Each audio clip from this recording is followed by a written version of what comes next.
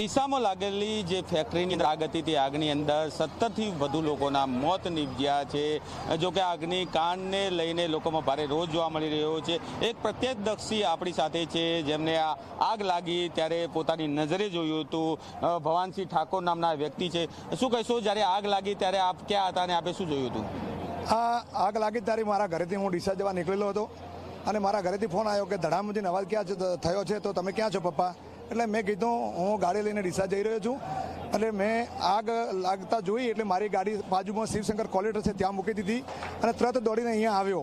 તરત દોડીને અહીંયા આવી અને 108ને જાણ કરી, ફાયર બ્રિગેડને જાણ કરી, ડીસા રૂરલ પોલીસ સાહેબના મિત્રોને જાણ કરી અને તાત્કાલિક આ ઘટનામાં બધાએ અને અહીંના સ્થાનિક લોકોએ, તંત્ર પછી આવ્યું છે પણ અહીંના સ્થાનિક લોકોએ ખૂબ મદદ કરી છે।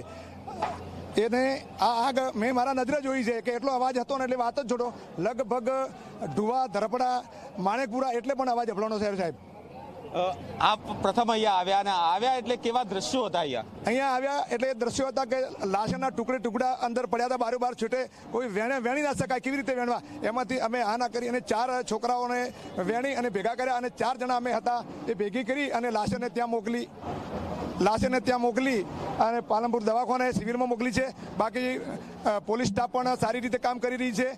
ડીસા મરોનાથી એનડીઆરએફની ટીમ પણ સારું કામ કરી રહી છે અને ડીસાના રૂરલ પીઆઈ સાહેબ પણ જાણ કરી રહ્યા છે। અને આપણા લોક લાડીલા એસપી અક્ષરાજ મકવાણા સાહેબને મારી વિનંતી છે કે સાહેબ તમે ખૂબ સરાહનીય કામગીરી કરો છો।